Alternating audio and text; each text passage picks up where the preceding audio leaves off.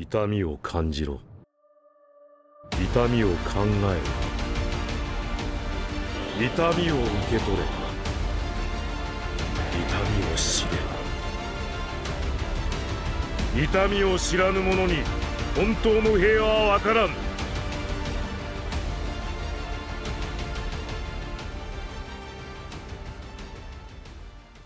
Wesh wesh canapèche, ça se prosse et aujourd'hui au programme, on va fusionner plusieurs concepts, à savoir une analyse de combat, un débat de puissance et un what if story. Et pourtant, vu la chaleur, c'est clairement pas Noël. Bref, la 4ème Grande Guerre Ninja a été le théâtre de certains des combats les plus emblématiques de tout Naruto, mais surtout, 3 affrontements légendaires ont eu lieu en même temps. On parlera un petit peu plus tard de Kabuto contre Itachi et Sasuke, mais les deux restants sont évidemment Madara contre les 5 Kage et Obito contre le groupe Naruto, Kakashi, Gai et Killer Bee. Ces deux combats ont été extrêmement importants dans l'œuvre puisqu'ils permettaient en même temps de démontrer la puissance colossale de ces deux antagonistes, mais surtout, ils ont ajouté de la tension à cette guerre. Comment faire pour vaincre des individus aussi forts? Eh bah, étrangement, quand on regarde les deux combats, ils s'en sont plutôt bien sortis je trouve. Je l'ai dit dans une autre vidéo, mais je pense qu'à l'usure, le groupe de Naruto aurait pu vaincre Obito. Obito, il avait beau être extrêmement difficile à toucher, le fait que Kakashi possède le Kamui a permis au groupe de porter quelques attaques, et Obito est un petit peu bloqué. Bloqué parce que s'il enfermait quelqu'un dans sa dimension Kamui, la personne en question aurait pu en profiter pour l'attaquer pendant qu'il se dématérialise pour esquiver une attaque. Sa seule possibilité était alors de les éliminer de manière plus traditionnelle, ou de capturer Naruto et Killer Bee sous le nez du groupe, et se barrer avec, mais dans les deux cas, je doute que ça puisse fonctionner. Mais on verra ça en fin de vidéo. Et concernant Madara, pas grand chose à dire, hein. Il a vaincu les 5 Kage sans grande difficulté, même si on pourrait jouer un petit peu sur les mots, genre il a eu besoin de sortir son arme ultime, donc est-ce que c'est vraiment sans difficulté? À vous de voir. Mais ce qui est sûr, c'est qu'il a gagné avec une sacrée marge, donc victoire totale sans contestation contestablement contestable ici. En fin de compte, les deux ont plutôt bien géré avec les cartes à leur disposition. Mais il se serait passé quoi si les situations avaient été inversées? Il se serait passé quoi si c'est Obito qui avait affronté les 5 Kage et si c'est Madara qui avait affronté le groupe Naruto, Kakashi, Gai et Killer Bee? Est-ce que les gentils l'auraient emporté? Est-ce que les méchants auraient accompli leur plan? Est-ce que ça n'aurait rien changé au final? On voit ça tout de suite. Et puisque j'entends que vous vous dites à quel point je suis une source inépuisable de concepts, on va pouvoir commencer.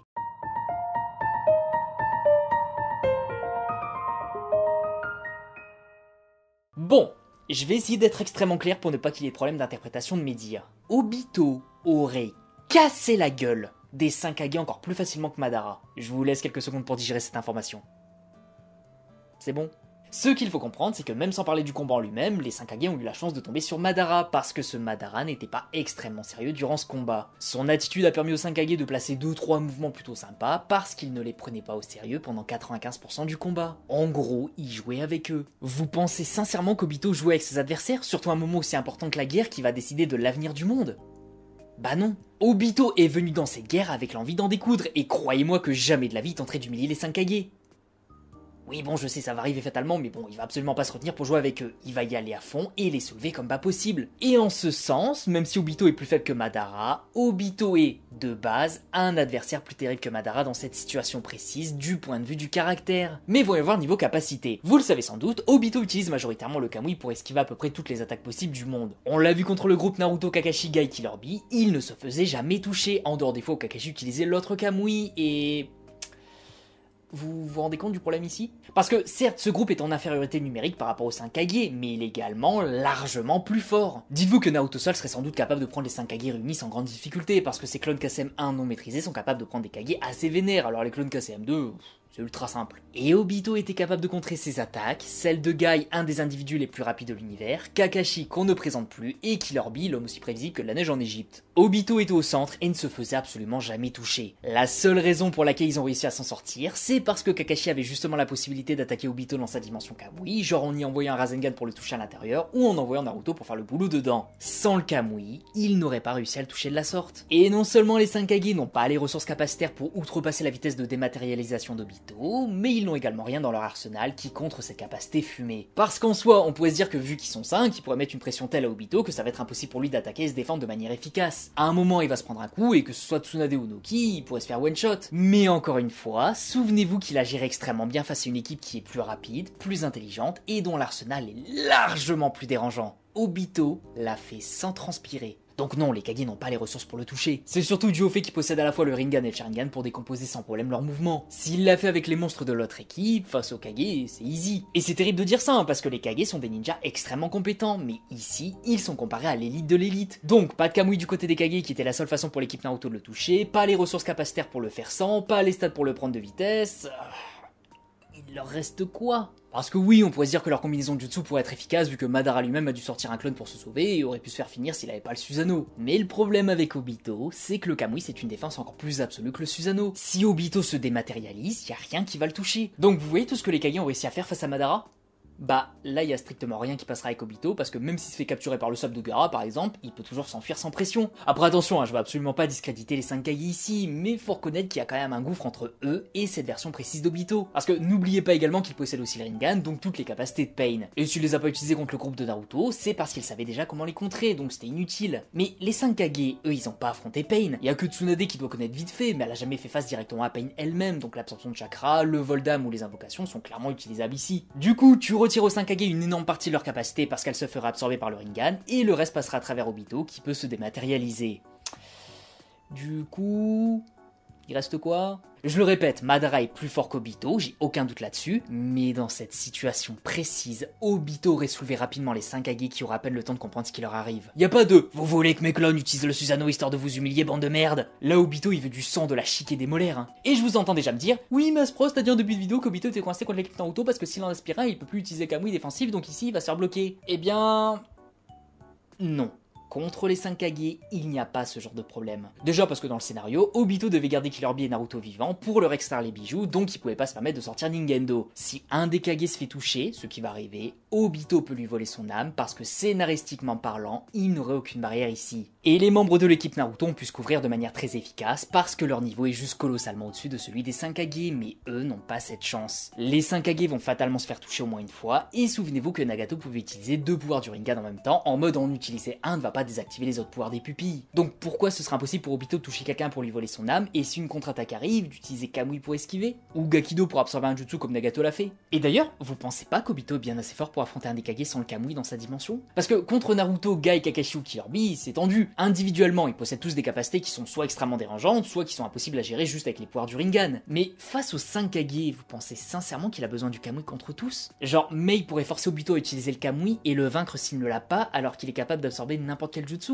Ou le Raikage qui ne va pas assez vite pour échapper à ses pupilles et qui pourrait se faire répulser ses grands morts? Je pense honnêtement qu'en dehors de Gaara, Obito serait capable de tous les vaincre sans utiliser le Kamui parce que les pouvoirs du Rinnegan sont juste trop fumés et ils s'adaptent vraiment bien à 95% du roster, les Kage inclus. Et dans l'absolu, toucher Mei, l'aspirer dans le Kamui et aller lui casser les dents est une solution qui est quand même plutôt envisageable. Ensuite, il ne resterait que 4 Kage, donc l'attaque serait drastiquement réduite vu qu'il y aurait moins de potentiel pression. Et soit il décide de faire sans boucle jusqu'à ce qu'il ne reste plus personne, soit il les tue avec son Mokuton, avec un vol d'âme direct sur le terrain, ou peu importe. Malheureusement pour eux, ils n'ont virtuellement rien pour contrer le Kamui ou pour affronter un adversaire de ce niveau avec un tel niveau de cheat code. On a eu l'impression qu'ils ont bien géré contre Madara, mais c'est surtout parce qu'ils jouaient avec eux. S'il avait sorti le Susanoo direct, ça aurait été un one shot sans hésiter. Et vous voulez savoir c'est quoi le pire?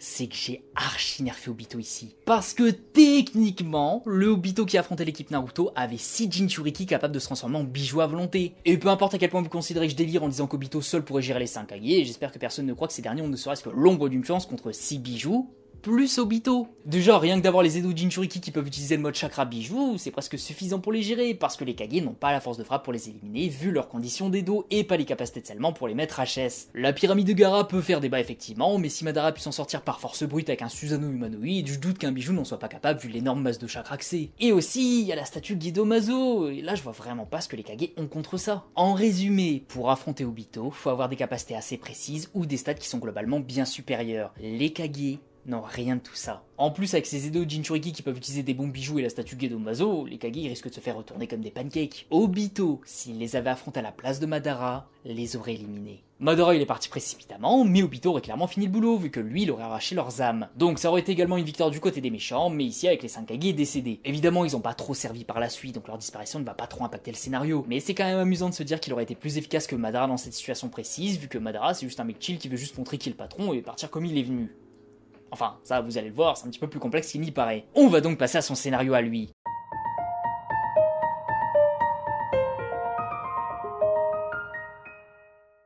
probablement la partie qui va faire jaser. À quel point la situation aurait changé. Bah déjà dans la trame principale, Obito n'a techniquement pas vaincu ce groupe, Madara est arrivé entre deux, et comme je l'ai dit en intro, je pense qu'Obito allait fatalement perdre à un moment. Mais est-ce que ça aurait été le cas avec Madara? Bah, ça dépend. Ça dépend parce qu'il va y avoir pas mal de facteurs à prendre en compte et faudrait spéculer sur les capacités de Madara ici précisément. Mais je vais vous dire ce que je pense. Dans l'optique où on suit la même trame de l'histoire, Naruto et Ibi seraient les seuls au début et ils n'ont été rejoints par Kakashi et Gai qu'après. Et vu qu'il n'y aurait qu'un seul adversaire, ce serait du 2v1. Sauf que la différence ici, c'est tout le processus de liaison d'amitié avec Kyuubi. De base, Naruto a dit à Kyuubi qu'il allait le sortir de cette haine qu'il consumait, mais ce n'est qu'après avoir compris qu'il était prêt à se lier d'amitié avec les bijoux que Kyuubi a baissé sa garde. Il l'a vu retourner le monde pour aider les bijoux et ces derniers ont été réceptifs. À force, il a compris qui était ce petit bonhomme en se remémorant les paroles du vieux Rikudo, et c'est ensuite qu'il a décidé de mettre tout son pouvoir à sa disposition. Mais ici, il n'y aurait pas tout ça, donc pas d'amitié entre les deux, du moins pas tout de suite. Parce qu'effectivement, vu la haine de Kyuubi envers Madara, je pense qu'il serait carrément capable de dire à Naruto « Bon allez mon con, retire ce saut et prends toute ma patate pour lui enfiler quelques-unes parce que flemme de me refaire capturer. » Naruto pourrait être sceptique au début, mais face à Madara, y a pas trop le choix. Du coup, passage de Naruto Kasem 1 non maîtrisé à Naruto Kasem 2. L'entente ne serait pas parfaite au début évidemment, mais à force de travailler ensemble, ils risquent de se rapprocher, tout ça. Donc, que peuvent faire ces deux duos contre Madara? Et que peut faire ce dernier en retour? Bah là c'est un petit peu tendu. Je l'ai déjà dit par le passé, mais je pense pas que Madara ait ce qu'il faut pour vaincre Kyuubi en 1v1 sans utilisation des genjutsu, parce que Kyuubi est juste trop résistant et sa force de frappe est largement suffisante pour passer un Susanoo parfait. Après oui, ici on parlerait de Kyuubi avec seulement 50% de son chakra, mais il serait plus affectable par les genjutsu de ce niveau vu que ce serait Naruto qui serait pris dedans et que Kyuubi le libérerait instantanément. Donc voilà, on en vient au cœur du problème ici. Ici, Madara va faire quoi contre Naruto? Et même plus largement contre deux bijoux. Parce que son Susanoo parfait rivalise effectivement avec les bijoux, mais connaissant Madara, si son Susanoo était au-dessus, il s'en vanterait. Pas ici. Donc c'est assez révélateur sur son niveau. Et dans tous les cas, vous pensez qu'il va résister à des bons bijoux capables de redessiner le paysage? J'en doute un petit peu, hein. Et comme le chakra de Kyuubi était capable de faire tanker à plus de 10 000 ninjas un cataclysme de Jubi, pourquoi Madara serait capable de faire des dégâts significatifs à Kyuubi qui aurait tout son chakra concentré sur lui-même? Enfin, ça n'a pas beaucoup de sens. Après, comme c'est leur première transformation, ils ne vont tenir que 5 minutes environ, et dans ce cas-là, Madara pourra en profiter juste après. Mais on aurait l'arrivée de Gai et Kakashi à peu près à cette période, vu que le combat avec les bijoux n'a pas été très long avant leur arrivée dans la trame principale. On garde ça pour après, je vais finir avec Madara contre Kyuubi avant. Du coup, Madara n'a pas la force de frappe pour détruire complètement Kyuubi, même avec ses météorites qui semblent être son jutsu le plus puissant. Et dans tous les cas, il doit le capturer pour récupérer Kyuubi, donc prendre le risque de le tuer n'est pas le meilleur des plans non plus. Et c'est là que ça devient encore plus tendu parce qu'on ne sait pas réellement ce que ferait Madara. Vu son ego, il risquerait de chercher la confrontation avec Kyuubi, mais d'un côté t'as un gars qui ne peut pas mourir et de l'autre une entité trop résistante pour mourir, donc bon. D'ailleurs, Killer Bee a un jutsu de scellement, donc si Kyuubi et Hashibi arrivent à le gérer en moins de 5 minutes, je pense que Madara pourrait repartir là d'où il vient, mais assumer que ça va arriver en moins de 5 minutes, c'est un petit peu compliqué, hein. Surtout qu'Obito va manger les 5 Kage relativement rapidement, donc il risque de venir sur le terrain encore plus vite que Madara n'est venu. Et ça on le voit juste après. Du coup, en 5 minutes, je doute que Madara ait la force de frappe pour mettre KO Naruto et Bee, et je doute que ces derniers soient capables de le sceller. Du coup, arrivée de Kakashi et Gai, et là c'est pareil, il y a plusieurs scénarios possibles, tous très différents. Genre, Madara peut simplement réutiliser Susanoo, et là il y aurait plus vraiment de défense vu que le mode Kyuubi serait temporairement à sec. Mais en échange, il y aurait Kakashi qui aurait moyen d'utiliser le Kamui sur le Susanoo dans le dos de Madara, et est-ce que ça semble inimaginable? Bah je pense pas vraiment non plus. Et Gai peut techniquement reverser un Susanoo humanoïde au besoin, ce qui peut être pratique pour combiner ça avec un jutsu de scellement de Killer Bee ou un Kamui de Kakashi. Je pense qu'en vrai, l'équipe de Naruto n'a pas aucune chance de l'emporter. En 4v1, il y a moyen de l'envoyer dans le Kamui, de briser son Susanoo, de résister à ses attaques, de le sceller, etc. Les solutions ne sont pas nulles, et je ne peux pas exclure complètement une victoire du groupe. D'autant plus qu'il y a plein de scénarios possibles, hein. Genre Kyuubi qui laisse Naruto passer en mode ermite pendant qu'il est en KCM2, et là, je vois pas Madara le gérer. Ou alors Gai qui utilisait les 8 portes pour l'immobiliser en mode il lui rentre dedans, et le temps qu'il se régénère, ça laisse du temps à Kakashi le Kamui, ou à Bee de le sceller. Et encore une fois, Madara n'a pas le droit de tuer Bee et Naruto parce qu'il a besoin de récupérer les bijoux, et sans la statue Gedomazo, je le vois pas réussir rapidement. Genre il peut les tabasser et leur extraire leurs bijoux juste après, mais ça prend du temps, et ça implique d'être sûr de les mettre KO sans les tuer, et l'équilibre entre faire très très mal mais pas assez pour qu'ils survivent, c'est assez difficile à trouver. Je pense que tout comme Obito, Madara sera un petit peu bloqué par l'effet de groupe, mais pour des raisons différentes. Du coup, mon avis sur cette partie, c'est que y a pas de vainqueur. Y a pas un des deux groupes qui serait capable de prendre l'ascendant sur l'autre avant l'arrivée d'Obito qui peut complètement changer la dynamique de la guerre. Madara a beau être extrêmement fort et probablement plus fort qu'Obito lui-même, dans un combat de force pure, je doute qu'il puisse en sortir aussi bien qu'Obito qui utilisait plutôt un axe complet. Donc oui, je pense que Madara n'est pas capable, en cette petite période, de capturer les bijoux, ni même d'éliminer qui que ce soit ici quand j'y pense. Son caractère à vouloir montrer sa puissance et à faire traîner le combat plus qu'il ne devrait va être contre-productif pour lui. Et c'est ici que tout change. Obito va arriver sur le champ de bataille pour aider Madara à récupérer les bijoux comme Madara l'a fait dans la trame principale. Sauf qu'ici, 2 scénarios possibles, et ça va dépendre de la qualité du travail des 5 Kage. Ils mourront dans tous les cas, c'est leur destin. Mais à voir combien des deux Jinchuriki sont capables de prendre avec eux avant d'y passer, hein, en mode avec combien de bijoux Obito va se ramener sur le champ de bataille. Si c'est la totalité, alors là le groupe de Naruto est dans le caca de Kurama. On l'a vu dans le manga, gérer les bijoux a nécessité un full focus sur eux, et si Obito et Madara les protègent, ils vont finir par vaincre le groupe sans trop de difficultés. Mais on est encore dans la partie très spéculative, parce qu'à un moment, Guy il peut utiliser les 8 portes si la situation devient dangereuse, et je pense qu'il pourrait faire de sacrés dégâts, comme éliminer plusieurs bijoux, la totalité, et sans doute éliminer Obito sur le chemin, parce que je le vois pas être capable de se dématérialiser à temps. On aura aussi l'utilisation du mode ermite stacké sur le KCM2, donc une plus grande menace, et je vois pas les bijoux y résister, même en étant protégé à distance par Madara. Donc ouais, il y a pas mal de scénarios possibles, mais je pense qu'on peut les regrouper en 2 gros scénarios probables, avec plein de petits sous-scénarios que vous allez compléter en commentaire, parce que vous bossez aussi ici. Le premier, ça ne change absolument rien. Obito tue les Kage, rejoint Madara, et il renvoie les aider au Jinchuriki dans la statue Gedomazo pour lancer la résurrection de Jubi, et même scénario que dans le manga. La grande guerre prend fin, affrontement Naruto-Sasuke, tout est pareil. Et le deuxième scénario, l'affrontement entre Madara, Obito et les Jinchuriki contre Naruto et son équipe, se finit rapidement par une victoire du groupe des méchants. Leur force de frappe serait telle qu'ils ne pourront pas être arrêtés, peu importe la bonne volonté de Kyuubi, et Naruto et Bi seront capturés, extraire leurs bijoux, et fin du monde tel que nous le connaissons. Faudrait juste faire en sorte que tout se passe avant qu'Itachi ne brise les Dotensei, parce que sinon, le groupe de méchants va perdre les Jinchuriki, et on en revient au premier scénario. Et malheureusement, c'est ce scénario le plus probable, parce que même avec cette force de frappe, faudra assumer que le groupe de héros se fasse juste retourner sans résister, et comme Itachi a brisé la technique en plein combat entre les deux camps, je pense que c'est vraiment une question de minutes, et les intervalles sont juste trop fins. À mon sens, le plus logique des scénarios, c'est juste que ça ne change rien en dehors de la mort des 5 Kage, mais sinon on va suivre les mêmes événements, l'alliance des méchants, résurrection de Jubi puis Kaguya, et fin du manga. Faudrait juste élire 5 nouveaux Kage, et je pense qu'on les a tous à peu près en dehors de Gaara, où là faudrait que Kankuro ou Temari prennent sa place. Mais ouais, j'ai du mal à voir un autre scénario se dérouler vu les timings, et comme Madara n'était absolument pas pressé, je pense que rien ne changera drastiquement.